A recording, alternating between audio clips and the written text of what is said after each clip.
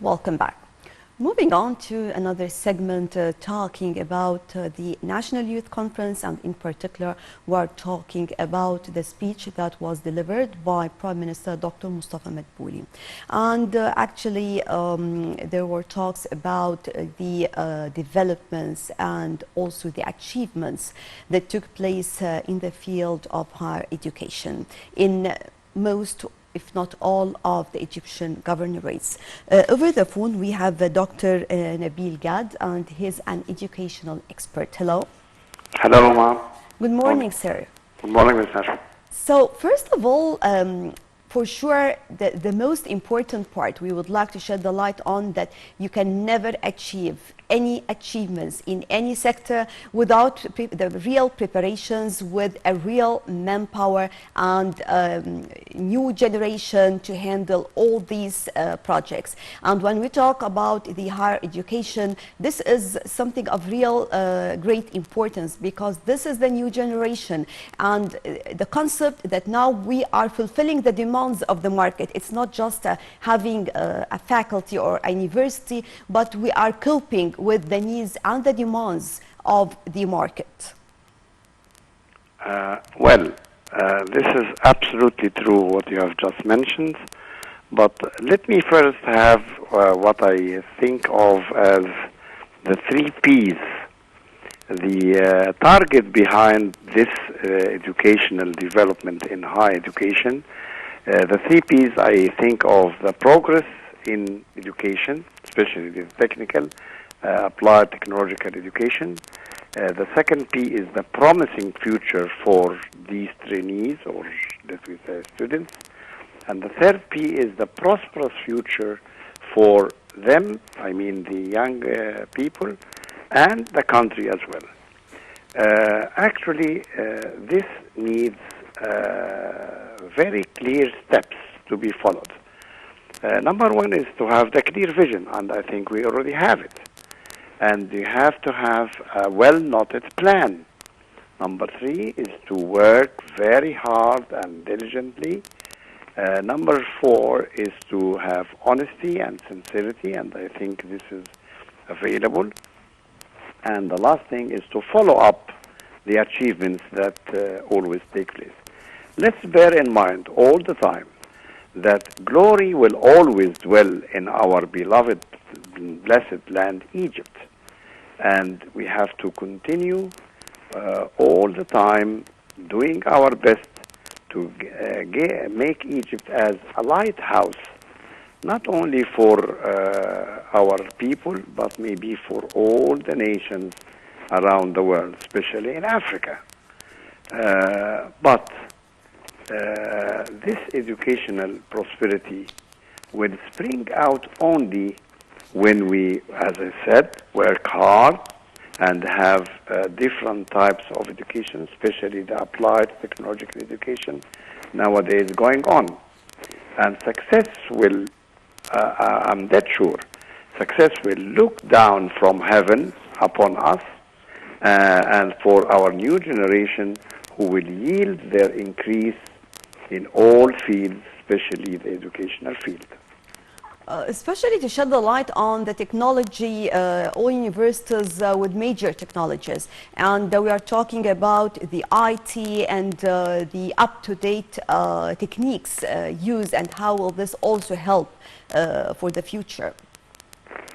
Well, you mentioned a very good point concerning the IT, the technology, and also let me add the AI, the artificial intelligence. And this will set the way very carefully for studied steps to achieve this long-cherished dream for a bright future for our Egyptian young people or young learners. We have to think of creating thinkers in our society.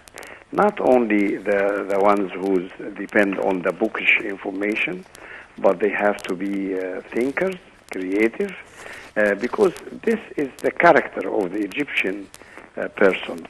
And no man is born with character. I think each one of us has to make the character. And nor we are born with habits. We have to form our habits. How? Through hard work, learning, increasing our knowledge in all fields. Drudgery or hard work, as I mentioned, is a touchstone of the character development, and that leads to the bright future of our rising generation. We don't expect anything to carry us to the future on flowery beds of ease or comfort. But I repeat the word 3 times. We have to work, work, and work continuously, not even continually. Continually has some intervals, but continuously, non-stop, as I can explain. And the power and the grace of our God Almighty, actually, that sure is behind all our sincere efforts. Doctor, also we can see how the Egyptian universities now are taking much care of the social responsibility when it comes to the students. And I think this is of great importance as well, the arousing of the importance of this social responsibility. Right, absolutely right. You mentioned the society, and our role as educationists or as you as mass media have to spread awareness among the parents in general and their offsprings that the future is now not for, with all my respect to the theoretical education, but it's to the practical education, the scientific research, which needs, of course, a lot of effort, a lot of equipment to help the researchers, and to be rewarded. That's a very major point. Rewards for the trainees or the learners, and for those who are in charge of teaching them. We don't have to forget these people who are the unknown soldiers behind the educational development in our country. And Egypt is always having the lead in education. As I mentioned, that it's a glorious country that has its own thousands of years of civilization, and we have to revive it, to keep it, to have high reputation among all the countries of the world. Right. Thank you very much for joining us, Dr. Nabil Gad, educational expert. And actually, that was all for our breakfast show for today. On the behalf, of course, of all my crew here and my director, Hadia Osman, thank you for joining us.